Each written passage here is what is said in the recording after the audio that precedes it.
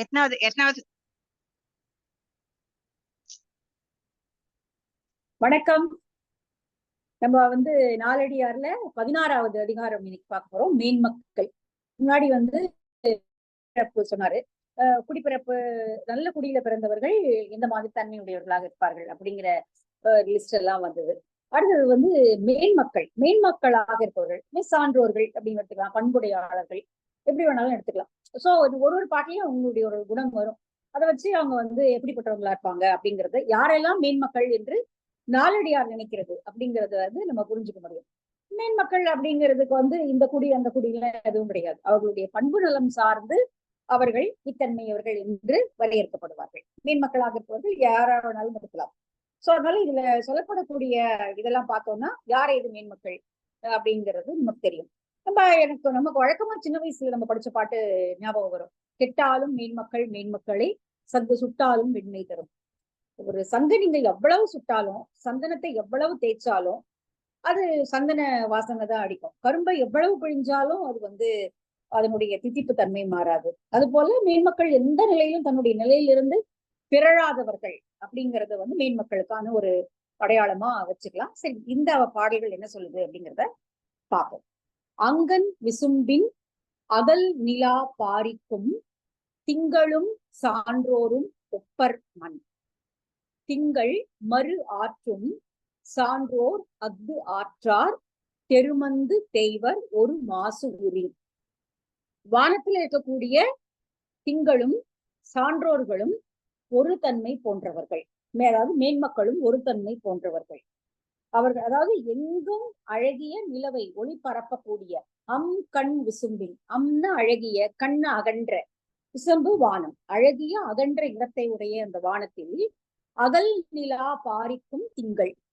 திங்கள்னாலும் நிலானாலும் ஒண்ணுதான் இல்லையா? திங்கள்னா நிலா, நிலானா திங்கள், நிலவு எல்லாம் ஒண்ணுதான். அப்ப அகல் நிலா, நிலா அப்படின்னா இந்த இடத்துல நிலவனுடைய ஒளியை குறிக்கும். திங்கள் அப்படிங்கிறது அந்த அந்த சந்திரனுடைய அந்த உருவத்தை குறிக்கிறது, அந்த ரவுண்ட், அந்த ஷேப்பு. நிலா அப்படிங்கிறது அதுல இருந்து வரக்கூடிய ஒளியை குறிப்பது. நிலவினுடைய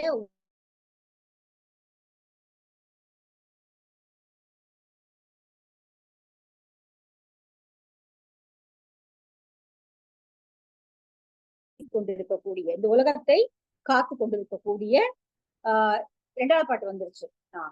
திங்களும் சான்றோரும் ஒப்பர். மேல் மக்களாகியவர் சான்றோர்களும் திங்களும் ஒரே தன்மை உடையவர்கள். ஒரே தன்மை உடையவர்கள் அப்படிங்கிறதுக்கு என்ன மன தூய்மை அப்படிங்கறது, எந்த பண்புல ரெண்டு பேரும் ஒத்தவங்கன்னு சொல்லியிருக்கணும் இல்லையா? அது இந்த பாட்டுல வரல.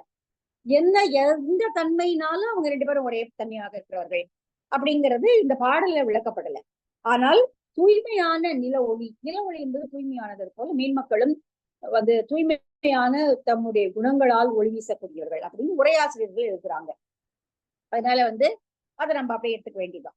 அங்கன் விசும்பின் அகல் நிலா பாரிக்கும் திங்களும் சான்றோரும் ஒப்பர்ணம். சரி, ரெண்டு பேரும் ஒரே மாதிரியானவர்கள்.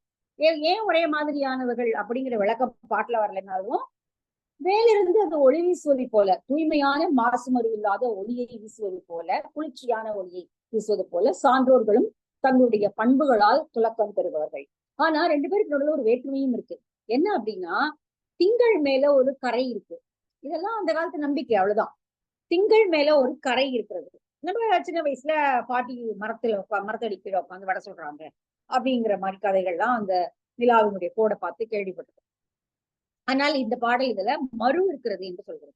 இந்த திங்கள் மேல மறு இருக்கிறது. ஆனால் மறுவை பொறுத்து கொண்டு ஒளி வீசுகிறது. அது பரவாயில்ல, இருந்து போட்டோம் அப்படிங்கிற மாதிரி வச்சுக்கிட்டு அது ஒளி வீசுகிறது. ஆனால் சான்றோர் அப்படி ஏதாவது தமக்கு மறு ஏற்பட்டு விட்டால் அதை அவர்கள் ஒப்புக்கொள்ள மாட்டார்கள். அதை அவர்களால் பொறுத்து கொள்ள முடியாது. அவர்கள் அதற்காக துன்புற்று வருந்தி என்ன செஞ்சுப்பாங்கன்னு இதை சொல்லல. ஆனால் அவர்கள் வருந்துவார்கள். ஆனா நிலா பாருங்க, அதுக்கு ஒரு மறு இருக்கிறது. ஆனால் அதை பத்தி பெருசா எல்லாம் கவலைப்படாம அது ஒளி வீசி கொண்டுதான் இருக்கிறது. அதனால திங்களும் சான்றோரும் ஒரு பக்கம் ஒப்புமை உடையவர்கள், ஆனால் மறுபக்கம் மேன்மக்கள் என்போர் நிலவை விட உயர்ந்தவர்கள். காரணம், ஒரு மறு வந்தால் அதை அவர்கள் ஒப்புக்கொள்ள மாட்டார்கள் அப்படிங்கிறது. பாட்டு போயிடுச்சு. அங்கன் விசும்பின் அகல் நிலா பாரிக்கும் திங்களும் சான்றோரும் ஒப்பர் மண். திங்கள் மறு ஆற்றும். தனக்குரிய மறுவை அது ஆற்றி இருக்கும், பொறுத்து கொள்ளும். ஆனால் சான்றோர் அஃது ஆற்றார். ஆனால் அப்படி ஒரு சொல் வந்து விட்டாலோ அல்லது மறு ஏற்பட்டு விட்டாலோ, மறு என்றால் குற்றம் அல்லது ஒரு ஒரு சின்ன ஒரு தடை போன்ற ஒரு விஷயம் அப்படி ஏற்பட்டு விட்டால் சான்றோர்களால் அதை பொறுத்து கொள்ள முடியாது. அவர்கள் அதற்காக வருந்தி மனதிலே ரொம்ப வருத்தப்பட்டு அதுக்காக நிச்சயமாக வருந்துவார்கள். அதனால குற்றமாகிய மறுவை சான்றோர் பொறுத்துக் கொள்ள மாட்டார்கள். ஆனால் நிலவு பாருங்க பொறுத்துட்டுதான் இருக்கிறது. அதனால நிலவை விட சான்றோர் உயர்ந்தவர்கள் அப்படின்னு இந்த பாடல் சொல்லுது. சோ தேய்வர்மன், தேய்வர்மன் அதற்காக வருந்தி கூனி குறுகி போவார்கள். எனவே திங்களும் சான்றோரும் ஒரு பக்கத்தில் ஒப்பார் போல தோன்றினாலும் இன்னொரு புறம் பார்க்கும் பொழுது சான்றவர்கள், மேன்மக்கள் உயர்ந்தவர்கள், திங்களை விட அவர்கள் உயர்ந்தவர்கள் அப்படின்னு இந்த பாடல் சொல்லுது. நிறைய இதுக்கு நிறைய உதாரண பாடலும் இந்த உரையாசிரியர்கள் கொடுக்குறாங்க. மயிர் நீப்பின் வாழா கவரிமா அன்னார் உயிர் நீப்பர் மானம் வரி அப்படிங்கிறது நம்ம அடிக்கடி நம்ம பார்த்த ஒரு குரல் தான். மயிர் நீப்பின் வாழா கவரிமான்னார் அப்படிங்கிறதுக்கு ஒரு ஒரு முடியை எழுந்ததுன்னான்னு சொல்ல முடியாது. அப்படி ஒரு ஒரு விலங்கு செலுத்துக்கும் போது அது உடம்புல நிறைய முடி விழுதா விடும். ஒருவேளை மொத்தமாக அதனுடைய முடி நீக்கப்பட்டு விட்டது என்றால் அந்த கவரிமான் உயிர் வாழாதது போல சான்றோர் தம்மைக்கு மேல குற்றமில்லாத தன்மையை போட்டு கொண்டிருப்பார்கள் அப்படின்னு அதுக்கு பொருள் எடுத்துக்கலாம். இது போல நிறைய பாடல்கள் இதுக்கு உதாரணமா. பெரியோர் உழையும் பிழை சிறிது உண்டாகில் இருநிலத்து யாரும் அறிய தெரிவிக்கும் கேட்கும் கடல் உலகில் யாவர்க்கும் தெள்ளமுதும் வாக்கு மதிமேன் மறு அப்படின்னு இந்த மாதிரி நிறைய உதாரண பாடல்கள் வீர சோழியத்திலிருந்து அறநெறியிலிருந்து கொடுக்கப்பட்டிருக்கிறது. ஆனால் இந்த பாடலினுடைய பொருள் இதுதான்.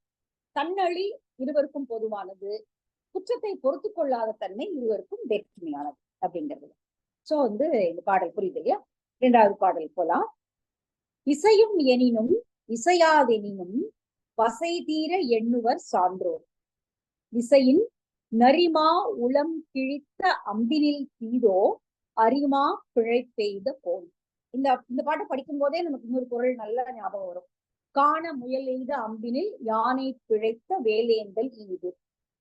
காண முயல் எய்த அம்பினில், நீங்க குறி வச்சு ஒரு முயலை கொல்வதை விட யானைக்கு குறி வைத்து அது தப்பி போனாலும் பரவாயில்லை. அதாவது எண்ணுவது உயர்வு. பெருசா எண்ணுங்களேன், பெருசாதான் யோசிக்கிறீங்க, சின்னதா எதுக்கு யோசிக்கிறீங்க? முயல் எதுக்கு அடிக்கணும்? காட்டுக்கு போயாச்சு வேட்டையாடுறதுக்கு, அப்ப எதுக்கு முயலை வேட்டையாடணும்? யானைக்கே குறி வைக்கலாமே அப்படிங்கிறதுதான் அந்த அந்த குரட்பாவுடைய பொருள். இந்த நாலடியார் என்ன சொல்லுது அப்படின்னா, முடியும்னாலும் சரி முடியாதுனாலும் சரி அதை நன்றாக யோசித்துதான் அந்த காரியத்தில் மேன்மக்கள் இறங்குவார்கள். அவங்களால அதை செய்ய முடியலனாலும் பரவாயில்ல, அது ஒன்றும் தப்பு கிடையாது. செய்ய முடியாம எல்லா காரியங்களும் செய்ய முடியும், நல்ல நாம நினைச்ச பலனை தந்து முடிவுல தரும் அப்படின்னு சொல்ல முடியாது. நம்ம ஆரம்பிக்கிறோம், சில வழியை மேற்கொண்டு போகிறோம், ஆனால் அது பின்னாடி ஒருவேளை நடக்காமலும் போகலாம். ஆனால் தீர விசாரித்துத்தான் மேன்மக்கள் ஒரு காரியத்திற்குள் இறங்குவார்கள். ஒருவேளை இது நடக்காமலும் போகலாம், ஆனால் அது தப்பு கிடையாது, அது அவர்களுடைய தவறு அல்ல.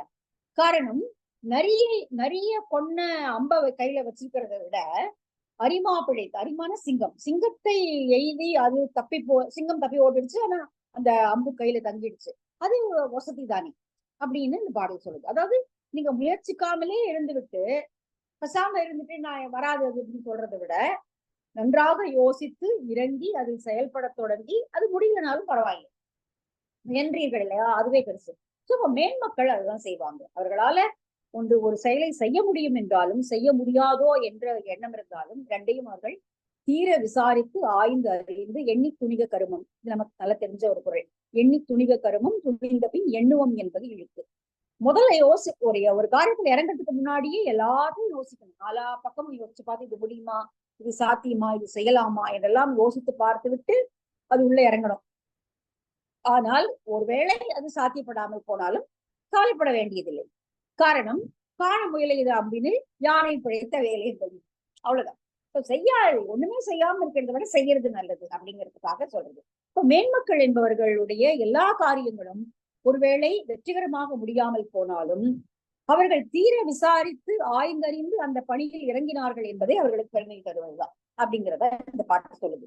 இசையும் எனினும், இசைதல் அப்படின்னா ஒரு காரியத்தை எண்ணும் பொழுது அந்த காரியம் நிறைவேறும், கூடுவதாயினும் அல்லது இசையாது எண்ணும், ஒருவேளை நடக்காமலும் போகலாம். இசையாது எனினும் வசை தீர எண்ணுவர் சான்றோர். வசைன்னு குற்றம், குற்றம் இல்லாமல் நாலா பக்கமும் அதை யோசிச்சு பார்த்து அந்த காரியத்துக்குள்ள அவங்க இறங்குவாங்க. வசை தீர எண்ணுவர் சான்றோர். சான்றோராக இருப்பவர்கள் வசை தீர எண்ணுவார்கள், அல்லது வசை தீர எண்ணுபவர்கள்லாம் சான்றோர்கள் என்று அழைக்கப்படுவார்கள். எப்படி வேணாலும் வச்சுக்கலாம். காரணம் என்ன அப்படின்னா, விசையின் நரிமா உளம் கிழித்த.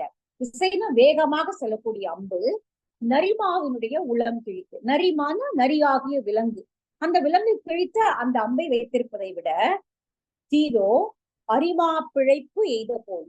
அரிமாவுக்காக நீங்கள் ஒரு குறி வைத்து அடித்து அது யானை மேல பட்டு விழுந்துருச்சு, யானை தப்பிச்சு போயிடுச்சு அப்படின்னாலும் இல்ல, சிங்கம் தப்பிச்சு போயிடுச்சு அப்படின்னாலும் தப்பு இல்லை. காரணம், நீங்கள் குறி வைத்து அடித்திருக்கிறீர்கள், அம்பு தப்பி போய்விட்டது. ஆனால் உங்களுடைய குறி பெருசு, அதனால தவறில்லை. அது போல சின்ன சின்ன காரியங்களில் வெற்றி பெறுவதை விட பெரியவற்றை முயற்சி செய்தோம், அதனால பலன் கிடைக்கல அப்படின்னாலும் பரவாயில்லை. காரணம், சான்றோர்கள் எல்லாவற்றையும் தீர விசாரித்து அறிந்து 4 பக்கமும் யோசித்துதான் அதுக்குள்ள இறங்குவார்கள். ஒருவேளை அதுல இறங்கி வெற்றி காண முடியவில்லை என்றாலும் கூட அதை செய்தார்கள் என்ற திருப்தியே பெரியது. பெரிய பெரிய விஷயங்களை அப்படிதான் யோசிக்கிறாங்க. இந்த நாட்டுல எவ்வளவோ பேர் மேன்மக்கள் வந்து பல பல பல காரியங்களை வந்து சமூகத்துக்கான நற்காரியங்கள்ல இறங்குறாங்க. அது பலதையும் யோசிச்சுதான் அது உள்ள இறங்குவாங்க. ஆனால் பல நேரம் அது நடைபெறாமல் போகும். அது நடைபெறாமல் போறதுக்கு அவங்களுடைய தவறு காரணம் இல்லை. இதுல நீங்க யார வேணா பொருத்தி பார்த்துக்கலாம், காந்தியில இருந்து யார வேணாலும் பொருத்தி பார்த்துக்கலாம். ஒரு உன்னதமான திட்டமாக மக்களுக்காக ஒன்றை உருவாக்கி வளர்த்தெடுத்து அதை நடைமுறைப்படுத்தும் பொழுது நடைமுறையில நிறைய சிக்கல்கள் வந்து அது தோல்வியுறலாம். அதுக்கு வந்து பல காரணங்கள் இருக்கும். சூழல் காரணம் இருக்கலாம், மக்களுடைய மனது அந்த அளவிற்கு மேம்படாத தன்மை காரணமா இருக்கலாம், எவ்வளவு வேணாலும் இருக்கலாம். ஆனால் அவர்கள் முயற்சி செய்தார்கள் அப்படிங்கிறதே பெரிய விஷயம்தான். அதுதான் சான்றோருடைய பண்பு அப்படின்னு இந்த பாடல் சொல்லுது.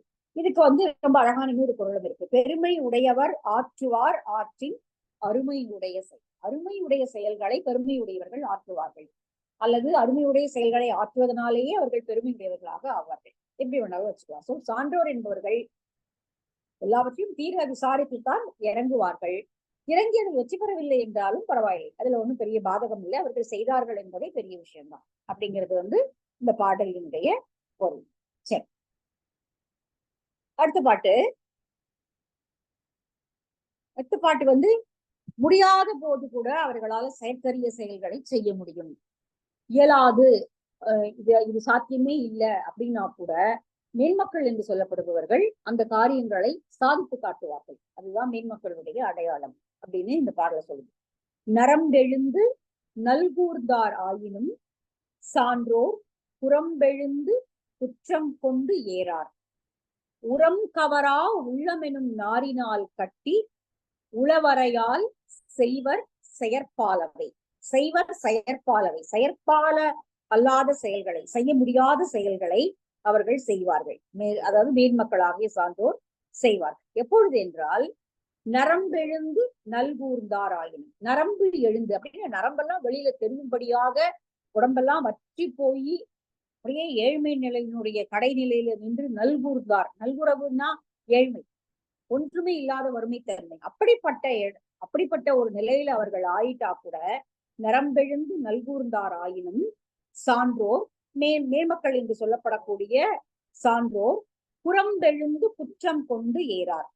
தம்முடைய மேம்பாடாகிய குற்றங்களை கடந்து சென்று புறம்பெழுந்து குற்றம் கொண்டு ஏறார். அப்படின்னா தன்னுடைய நல்குறவை ஒரு ஆதாயமாக வைத்து பிறரிடம் சென்று இறக்க மாட்டார்கள், பிறரிடம் போய் சென்று இறந்து நிற்க மாட்டார்கள். மாறாக உளம் கவரா உளம் எனும் நாரினால் கட்டி. கவரு அப்படிங்கிறதுக்கு வந்து இங்க இருக்கிற உரையாசிரியர்கள்ல ஒரே ஒருத்தர் தான் அதுக்கு மீனிங் கொடுத்திருக்காரு. பணம் மட்டை, அதாவது பனையினுடைய மட்டைய வச்சுட்டு உள்ளமெனும் நாரினால் கட்டி மேலே ஏறுவார்கள் அப்படின்னு பொருள் வருது. அப்போ அந்த கவரு அப்படிங்கிறதுக்கு வந்து அப்புறமா நான் கழகாகராதியில பார்த்தேன். கவரு அப்படின்னா பணம் தோட்டு மட்டை அப்படின்னு சொல்லுது. பனை வந்து நம்ம ஏற்கனவே நிறைய பார்த்தோம். நாலடியார் வந்து அடிக்கடி பனையை பேசுது.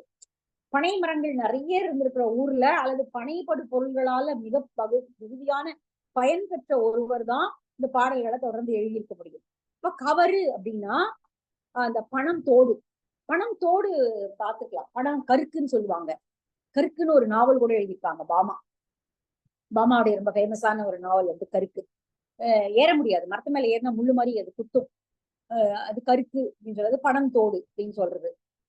அந்த பனங்கருக்கை வைத்து கொண்டு உள்ளம் என்னும் நாரினால் கட்டி, உள்ளமா அவங்களுடைய உள்ளம் வந்து ரொம்ப ஸ்ட்ராங்கா இருக்கும். அதனால அது நார் போல கட்டி வந்து அதை இழுத்து அது மேல ஏற முடியும். அப்போ அதாவது அவர்கள் வறுமை அடைந்தால் கூட அவர்களுடைய உள்ளம் என்பது ரொம்ப வலிமை உடையதாக, பிறரிடம் சென்று இறக்கக்கூடிய தன்மை இல்லாததாக, அந்த நேரத்திலும் பிறருக்கு உதவக்கூடியதாக இருக்கும் அப்படிங்கிறதா இந்த பாடல் சொல்லக்கூடிய பொருள். சான்றோராக நரம்பு எழுந்து நல்கு பசியாகிய நோயினால நரம்புகள் எல்லாம் வழியில் தெரியும்படியாக உடம்பு வற்றி வறுமையிலே அவர்கள் ஆட்பட்டிருந்தாலும் கூட தங்களுடைய மேம்பாடாகிய வரம்புகளை, தங்களுடைய நற்குணங்களாகிய வரம்புகளை எல்லாம் கடந்து அவர்கள் இன்னொரு இடத்தில் சென்று இறந்து நிற்க மாட்டார்கள். மாறாக தங்களுடைய உள்ளமே கவராக, உள்ளத்தை வந்து ஒரு பிடித்துக் கொள்ளக்கூடிய ஒரு தங்களுடைய உரம் கவரா. உரம்னா வந்து தைரியம். உரம், நெஞ்சில் உரமும் இன்றி நேர்மை திறமும் இன்றி பாட்டு நம்ம கேள்விப்பட்டுக்கலாம், பாரதியாரோடது. அதாவது நெஞ்சில உரம்னா நெஞ்சில் அந்த தீரம், எது வந்தாலும் சமாளிக்கலாம் அப்படிங்கிற அந்த தீரம், அதை பணம் மட்டை போல வைத்துக்கொண்டு உள்ளம் என்னும் நாரினால், அவங்களுடைய உள்ளம் என்பது ஒரு நார் போல எழுந்து தட்டி மனதை, அதாவது தன்னுடைய மனதை விவேகத்தினாலும் உறுதியினாலும் தைரியப்படுத்தி கொண்டு பிறரிடம் சென்று அவர்கள் இறக்காமல் எப்படியாவது வாழ்ந்துவிட பார்ப்பார்கள். கூடவே பிறருக்கு உதவவும் செய்வார்கள். மாறாக பிறரிடம் சென்று கையேந்தி யாசகம் செய்கிற தன்மை என்பது மீன் மக்களுக்கு கிடையாது அப்படிங்கிற சிம்பிளா இந்த பாட்டு என்ன சொல்லுதுன்னா, அவங்க இன்னொரு கிட்ட போய் கையேந்தி நிற்க மாட்டாங்க. எப்படியாவது அவங்க தங்களுடைய நிலைமையிலிருந்து மேலே இருந்து வந்துருவாங்க அப்படிங்கிறது வந்து இந்த பாடல் சொல்லக்கூடியது. இதுதான் அதனுடைய பொருள். செய்வர் செயற்பாலவை, செய்வர் செயற்பால் செயல்களை, செய்ய முடியாத செயல்களையும் அவர்கள் செய்து முடிப்பார்கள். காரணம் அந்த அளவுக்கு அவர்களுக்கு மன வலிமை உண்டு அப்படிங்கிறதா இந்த பாடல் சொல்லக்கூடியது. தாம் பசியால் வருந்திய காலத்தும் தாம் ஒருவரிடத்து இரவாமல் தம்முடைய பசியையும் நோக்காமல் பிறருக்கு செய்யும் ஒப்புரவை அவர்கள் செய்வார்கள் அப்படின்னு இந்த பாடல் ரொம்ப சிம்பிளா வந்து சொல்லுது. சோ அதனால எது வந்தாலும் அவர்கள் தாங்கிக் கொண்டு பிறருக்கும் உதவக்கூடிய மேன்மையான குணமுடையவர்களை தான் நாம் மேன்மக்கள் என்று சொல்ல முடியும் அப்படின்னு இந்த பாடல் சொல்லுது. இதுக்கு உதாரணமான ஒரு குறள் என்னன்னு பார்த்தோம்னா, இடனில் பருவத்தும் ஒப்புரவிற்கு ஒல்கார் கடனறி காட்சியவர். கடனறி காட்சியை உடையவர்கள் ஆகிய சான்றோர்கள் இடனில் பருவத்தும் ஒப்புரவிற்கு ஒல்கார். இடனில் பருவத்தும், பருவமல்லாத பருவத்திலும். நம்ம வந்து ஒரு நற்றிணை பாட்டுன்னு நினைக்கிறேன், வந்து நல்லில் ஆயினும் விருந்து வரின் உவக்கும். இந்த பாட்டு வரி நம்ம ஏற்கனவே, அல்லில் ஆயினும் விருந்து வரின் உவக்கும். அல்லில் அப்படின்னா இரவு போகுது. பெரும்பாலும் விருந்தினர்கள் அவ்வளவு நடுராத்திரில யாரும் வரமாட்டாங்க. பெரும்பாலும் காலையில வருவாங்க, பகல்ல இல்ல மிஞ்சு போனா சாயந்தரத்துல வருவாங்க, அவ்வளவுதான். அல்லில் ஆயினும், அல்லில்னா அல்லில், அல்லில்னா சூரியன், அல்லில்லாத நேரத்துல கூட விருந்தினர்கள் வந்தால் முகம் கோணாமல் அவள் அந்த பெண் உபசரிப்பாள். அந்த என்னுடைய மனையாள் உபசரிப்பாள். ரொம்ப ஒரு எக்ஸம்டட் மனைவியா இருந்திருக்கிறோம். அப்படி உபசரிக்கக்கூடிய தன்மையுடையவள் என் மனைவி அப்படிங்கிற மாதிரி அந்த பாட்டுல வரும். அப்போ சான்றோர்கள் என்று சொல்லப்படுபவர்கள் எல்லாம் அமைஞ்சிருந்தாதான் கொடுத்து உதவுவாங்க அப்படிங்கிறது கிடையாது.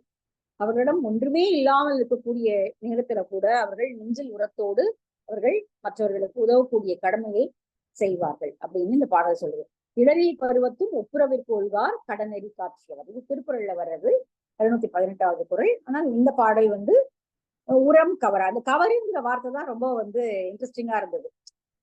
கவரு அப்படிங்கிறது வந்து பணம் கறிக்கா இப்ப எதுக்கோ இப்ப பயன்படுத்திருப்பாங்க, கட்டுறதுக்கோ பிடிச்சிட்டு ஏறுறதுக்கோ எதுக்குன்னு தெரியல. உள்ளம் நாராக, நாரால அந்த கவற்றில கட்டி அந்த செய்கை ஏதோ ஒண்ணு, அது என்னன்னு அது விளக்கமா இந்த உரையாற்றுகள் எல்லாருமே வந்து கவராக உள்ளம் கவராக உள்ளம் கவராக தான் எழுதியிருப்பாங்க. ஒரே ஒருத்தர் மட்டும்தான் பணம் கருக்கு அப்படின்னு எழுதியிருக்காரு.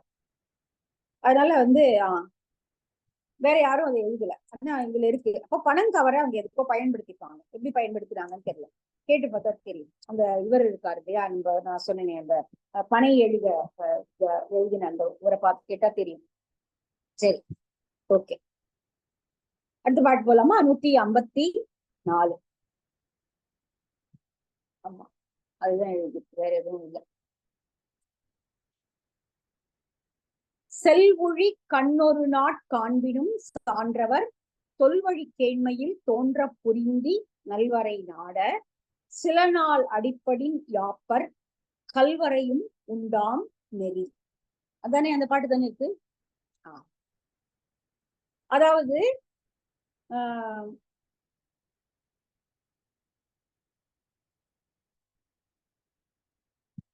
கல்லுல அதாவது ஒரு நம்ம பழமொழி சொல்லுவோம் இல்லையா, அடிமேல் அடி வச்சா அம்மியும் நகரும் அப்படின்னு ஒண்ணு சொல்லுவாங்க, ஒரு சொலவடை. அடிமேல் அடி வச்சா அம்மியும் நகரும். அதனால பழக பழக அப்படி ஆகும் அப்படிங்கிற மாதிரி. அப்போ கல்மேல் அடி கல்வரையும் உண்டாம் நெறி, சில நாள் படின் கல்வரையும் உண்டாம் நெறி. தொடர்ந்து நடந்து கொண்டே இருந்தால் கல் பதித்திருக்கக்கூடிய மலைப்பகுதியில கூட அதுக்கு ஒரு வழி வந்துடும். அது ஒரு பாதம் பட்டு ஒரு வழியாக அதுவே மாறிவிடும். அப்ப கல் போல நெஞ்சமுடையவர்கள் கூட கொஞ்ச நாள் பழகினா ஒரு சிநேக பாவத்தை கொண்டு விடுவார்கள். ஆனால் இந்த மேன்மக்கள் ஆகியவர்கள் ஒரே ஒரு நாள் பார்த்தா கூட போதும், வழிய ஒரு நாள் எதிர்பட்டா கூட போதும், அவர்களோ உங்களோடு ஒரு சிநேகபாவத்தை கொண்டார்கள் என்றால் அதை அவர்கள் பின்னணி எப்ப பார்த்தாலும் அவர்கள் அந்த தன்மையோடவே உங்களோடு பழகுவார்கள். இது எப்படி மேன்மக்கள் தன்மைன்னு புரியல. அதனால இது அந்த மாதிரியான, அதாவது புணர்ச்சி பழகுதல் வேண்டாம் அப்படின்னா எடுத்துக்கணும். புணர்ச்சி பழகுதல் வேண்டாம், நட்பு உணர்ச்சி நட்பாம் கிழமை தரும் அப்படின்னு குரல் இருக்கு. அதாவது டெய்லி பார்த்துக்கணும், தினமும் பார்க்கணும், தினமும் பேசணும் அப்படின்னா ஒண்ணு கட்டாயம் இல்லை. நல்ல நண்பர்களாக இருப்பவர்களை, மனதோடு இப்படி கனெக்ட் ஆகிருக்கிறவங்களை தினமும் பார்க்கணும், தினமும் பேசணும் எல்லாம் கிடையாது. எப்பயும் ஒரு நாள் பார்த்தா கூட போதும், அது வாழ்நாள் முழுக்க அந்த தொடர்பு மனதுக்குள்ள இருந்துகிட்டே இருக்கும். ஸோ மேன்மக்களுடைய தொடர்பு அந்த மாதிரி தான். ஒரே ஒரு நாள் நீங்க வழியில எதிர்பட்டு அவரோடு பேசியிருந்தால் கூட அந்த அந்த ஒரு தொடர்பு என்பதும் அந்த உணர்வு என்பதும் நீண்ட நாள் நீடித்து நிற்கும். பின்னாடி திரும்பி ரொம்ப நாள் கழிச்சு உங்களை பார்த்தாலும் அவங்க அதே மாதிரியான உணர்வோடு பேசுவார்கள். அது மேன்மக்களுடைய தன்மை. காரணம், கல்லாக இருக்கக்கூடிய மலை மேல தொடர்ந்து நடந்தாலே ஒரு வழி வந்துடும் இல்லையா. இப்ப கல்லு மேல நடந்தாலே வழி வந்துடும் போது கல் போல மனதுடையவர்களோடு கூட அது சாத்தியம். அப்படின்னா மிகுதியான மென்மையான மனதுடைய மேன்மக்கள் ஒரு தடவை பார்த்தாலே போதும் அவர்கள் அந்த அளவுக்கு பழகக்கூடிய தன்மையுடையவர்களாக இருப்பார்கள் அப்படின்னு இந்த பாதை சொல்லுது. செல்வொழி கண்ணொரு காணினும், செல்வழி அப்படி போற போக்குல போற வழியில ஒரே ஒரு நாள் பாத்தீங்க அவ்வளவுதான். செல்வொழி கண்ணொரு காணினும், கண்ணால ஒரு தடவை பார்த்து ஏதோ ஒரு சில நிமிஷங்கள் பேசியிருப்பீங்க. கண்ணொரு காணினும் சான்றவர் தொல்வழி கேண்மையில் தோன்ற புரிந்து யாப்பர். ஏதோ ரொம்ப நாள் ரொம்ப வருஷம் பழகின மாதிரியான ஒரு உணர்வை அவர்கள் உங்களுக்கு தருவார்கள். சோ தொல்வழி கேண்மையில், தொல்வழினா பழமையான வழியில ஒரு நட்பை புரிந்தது போல ஒரு உணர்வு அவர்களோடு தோன்றும், அல்லது அவர்கள் அந்த மாதிரி உணர்வை உங்களிடம் தோற்றுவிப்பார்கள். அது அவர்களும் அதற்கு பாத்திரமாக இருப்பார்கள். தோன்ற புரிந்து யாப்பர். நல்வரை நாடு, அழகான மலைப்பகுதிகளை உடைய நாடனே, சில நாள் படி கல்வரையும் உண்டாம். தொடர்ந்து சில நாட்கள் நடந்தா மலை மேலேயே அந்த கல் மேலேயே சில பாதைகள் அமைஞ்சிருது இல்லையா, பாதம் பட்டு ஒரு வழி உண்டாகிறது இல்லையா. அப்ப கல் மேலேயே அது நடக்கும். அப்படின்னா மென்மையான இதயம் கொண்ட சான்றோர்களிடம் ஏன் இப்படி ஒரு நட்புணர்வு வராது? அதனால மேன்மக்கள் என்பவர்கள் இப்படி ஒரு நட்பு தன்மையோடு இருப்பவர்களாக இருப்பார்கள் அப்படிங்கிறத இந்த பாடல் சொல்லுது. இதுதான் அதுல இருக்கிறது. சோ மேன்மக்களுடைய ஒரு தன்மை பல நாள் பழகினது போன்ற ஒரு உணர்வை நம்மிடம் தோற்றுவிப்பது. அதேதான் இந்த பாடல் தான் இங்க விளக்கோரைகளை கொடுத்திருக்காங்க. உணர்ச்சி பழகுதல் வேண்டா, உணர்ச்சி தான் நட்பாம் கிழமை தரும். நம்ம இருக்கிற எல்லாரோடையும் நம்ம டெய்லி தான் பார்த்துட்டு யாரோடையும் பழகிட்டு இருக்கிறது இல்லை. மேபி அது சில பேருக்கு சாத்தியமாகலாம். ஆனால் பெரும்பாலும் நட்பு என்பது வெகு தொலைவில் இருந்தாலும் உணர்வுனால கனெக்டட் அப்படிங்கிற உணர்வு ரீதியாக நாம் ஒருவரோடு ஒருவர் தொடர்புற்று இருக்கிறோம் அப்படிங்கிற இதுலதான் தன்மை தான் நட்புக்கு முக்கியமான ஒரு இது. அந்த தன்மையை சான்றவர்கள் வழங்குவார்கள். அது நம்ம ஏற்கனவே பார்த்திருக்கோம் இந்த பாட்டு. ஒரு நாள் பழகினும் பெரியோர் கேண்மை இருநிலம் பிளக்க வேர்வைக்கும் நீ. ஒரே ஒரு நாள் பழகி இருந்தாலும் போதும், ஒரு பாறையை பிளந்து கொண்டு விளக்கக்கூடிய ஒரு வேரை போல அது மிகுதியான உறுதியோடு இருக்கும் அப்படிங்கிற ஒரு பாட்டை நம்ம முன்னாடி பார்த்திருக்கோம். அதுதான் இங்க விளக்கத்திலையும் கொடுத்திருக்காரு. சோ நட்பு தூண்டுவதுல அவங்க எப்படி மேன்மக்கள் எந்த தன்மையுடையவர்களாக இருப்பார்கள். இதுக்கு முன்னாடி வறுமையுற்ற போதும் அவர்கள் இப்படி இருப்பாங்க அப்படின்னு ஒன்னொன்னா சொல்லிட்டு வந்தார் இல்லையா. அதனால மேன்மக்களுடைய நட்பு என்பது ஒரே ஒரு நாள் பார்த்தா கூட போதும், பல நாள் பழகியது போல ஒரு உணர்வை அவர்களோடு நமக்கு தரும் அப்படிங்கிறது இந்த பாடலுடைய பொருள். சரி, 155. புல்லா எழுத்தில் பொருளில் வரும் போட்டி கல்லா ஒருவன் உரைப்பவும் கண்ணோடி நல்லார் வருந்தியும் கேட்பரே மற்றவன் பல்லாருள் நாணல் பரிந்து. ரொம்ப அழகான பாட்டு இது. ரொம்ப ரொம்ப அழகான பாட்டு. அதாவது ஒரு கற்றோர் நிறைந்த சபை, இந்த மேன்மக்கள் அமர்ந்திருக்கிறார்கள், நன்றாக கற்றறிந்த மேன்மக்கள் அமர்ந்திருக்கிறார்கள். யாரோ ஒருவன் அந்த சபையின் நடுவுல வந்து அறிவில்லாதவன், ஒன்னும் படிக்காதவன், நல்ல பெரிய விஷயம் தெரியாதவன், அவர் வந்து வாயில வந்து அதெல்லாம் பதற்றுறான். என்னவோ அவன் சொல்றது எதுவும் பொருத்தமா இல்ல, தவறாவும் இருக்கிறது, படிச்சுட்டு பேசலைங்கிறது நல்லாவே தெரியுது. ஆனால் மேன்மக்களாக இருப்பவர்கள் அதை ஒன்னும் சுட்டி காட்டி ஒன்னும் சொல்ல மாட்டாங்க. சரி போனா போது பேசிட்டு போட்டோம் அப்படின்னு விட்டுருவாங்க. காரணம், இவர்கள் அவனை மறுத்து பேசினால் அவனுடைய குட்டு வெளிப்பட்டு விடும். அவன் வந்து படிக்கல அப்படிங்கிறதோ, அவனுக்கு தெரியலங்கிறதோ, அவன் சரியா புரிஞ்சுக்கலைங்கிறதோ வெளிப்பட்டு விடும். அப்போ பிறரும் அதை அறிந்து கொண்டு விடுவார்கள். அப்ப அவனுக்கு ஒரு நாணம் ஏற்படும் இல்லையா? அப்ப உண்மையாவே அதை வந்து தெரிஞ்சுக்கிறவன்னா அப்ப வந்து உண்மையா அவனுக்கு வெக்கம் வரணும். ஒண்ணுமே தெரியாம நம்ம இப்படி பேசிட்டோமே அப்படிங்கிற வெக்கம் வரணும்.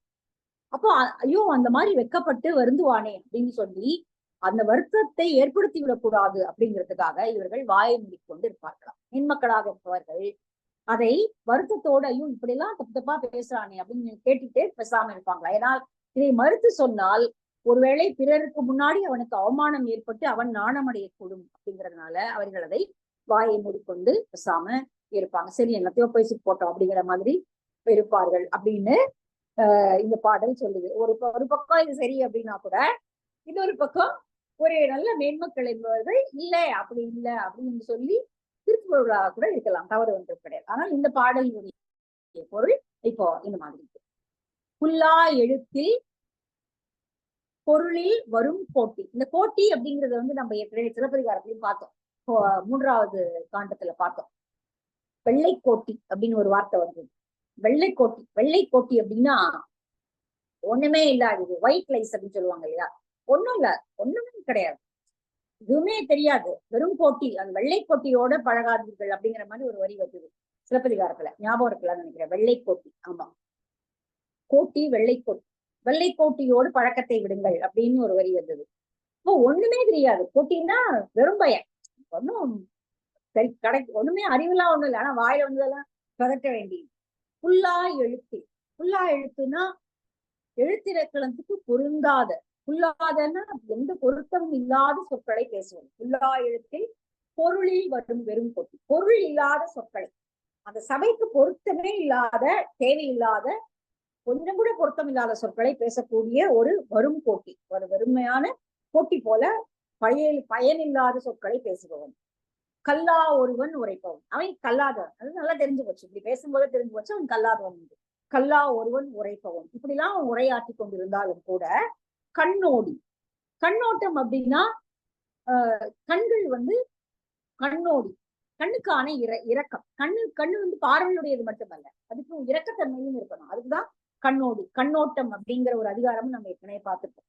கண்ணோடி அந்த இரக்கத்தன்மையோடு, இந்த கண்கள் அந்த இரக்கத்தன்மையோடு நல்லார் வருந்தியும் கேட்பது, வருத்தத்தோட அவங்க அதை கேட்டுட்டே இருப்பாங்க. என்ன இப்படி இவன் வளர்றான், என்னத்துக்கு தேவையில்லாம வளர்றான், ஒண்ணுமே தெரியல அவனுக்கு பாவம் அப்படின்னு சொல்லி. ஆனால் அதை சபையில சொன்னா அவன் நிச்சயம் அவமானப்படுவான், பிறருக்கு நிச்சயம் தெரிஞ்சிடும், இவன் பேசுறதெல்லாம் பொய், தப்பா பேசுறான் அப்படிங்கிறது தெரிஞ்சிடும், பிறர் நகைப்பார்கள். அப்போ அதுக்காக வந்து வாயை முடித்து இவங்க பேசாம நல்லார் வருந்தியும் கேட்பரே, வருத்தத்தோட பேசாம அதை கேட்டுட்டு இருப்பாங்க. மற்றவன் பல்லாருள் நாணல் பரிந்து, அவனுக்காக பரிந்து, அது போனா போறான் போ, படிக்காதவன் பேசுறான் அப்படின்னு சொல்லி மற்றவன் பல்லாருள் நாணல் பரிந்து, எல்லார் எதிர்க்கையும் அவன் ஒரு வெட்கப்படும்படியான நிலைமை உண்டாகி விடுமே. இப்ப நம்ம சொன்னோம்னா அவனுக்கு வெட்கம் வரும்படியாக ஒரு நிலைமை உண்டாகிடும் அப்படிங்கிறதுனால சரி பொழைச்சு போறான், எதை பேசிட்டு போறான், உலகி போட்டோம் அப்படின்னு சொல்லி விட்டுருவாங்க. அதனால இது ஒரு மேன்மக்களுடைய, அதனால அவங்க வாயை மூடிட்டு இருக்கிறதுனால உங்க எல்லாத்தையும் பொறுத்துக்கிறாங்க அப்படின்னா அர்த்தம் கிடையாது. சரி நீ போனா போது பொழைச்சுப்போ அப்படிங்கிறதுக்காக உன்னை விடுறாங்க அப்படிங்கிற மாதிரி அர்த்தத்தை எடுத்துக்கணும். கோட்டிக்கல்லா, ஒண்ணுமே படிக்காத வெறும் கோட்டி, வெறும் கோட்டிப்பை. ஆக்சுவலா ஒரு வசதி சொல்லா இருக்கு, எந்த ஊர் சைட்ல சொல்றாங்கன்னு தெரியல, கோட்டிப்பைய அப்படின்வாங்க, பெருங்கோட்டிப்பைய அப்படின்வாங்க. அது வெறும் ஒண்ணும் கிடையாது, சும்மா சலசலப்பு, அவ்வளவுதான். அந்த மாதிரியான ஆட்களை சொல்வது. சோ இது கூட மேன்மக்களுடைய அடையாளம் தானா. நம்ம பாட்டுக்கு நான் அளந்து விடுறது, ஆனால் ஒன்னும் தெரியாத சபையில போய் பேசினாலும் அவர்கள் இந்த நீ நாணப்பட போகிறாயே என்பதற்காக வாய முடியும் இருப்பார்களே ஒழிய அவங்களுக்கு ஒண்ணும் தெரியாதுன்னா ஒண்ணும் கிடையாது. அப்படிங்கிறது விமேன் மக்களுடைய தன்மை அப்படின்னு இந்த பாடல் சொல்லுகிறது. சோ வந்து ஆமா, டவுன் சவுத்துல சொல்லுவாங்க கோட்டிப்பய. அது நான் கேள்விப்பட்டிருக்கேன். இதுல கூட படிச்சிருக்கேன். கரிசல் அந்த மாதிரி இதுல கூட வந்து அவங்க கிடக்குறான் கோட்டிப்பய அப்படிங்கிற மாதிரி எல்லாம் வரும். ஒரு கோட்டிப்பய தானே அப்படிங்கிற மாதிரி வசனங்கள் எல்லாம் வரும். சோ போட்டி அப்படிங்கிறது வந்து ஒன்றும் இல்லாத அறிவில்லாதவன் அப்படிங்கிற பொருள்ல தான் அது பயன்படுத்தப்படும். சோ இந்த 5 பாட்டோட இருக்கட்டும். மீதி 5 பாடல்களை நம்ம அடுத்த பகுதியில பார்க்கலாம்.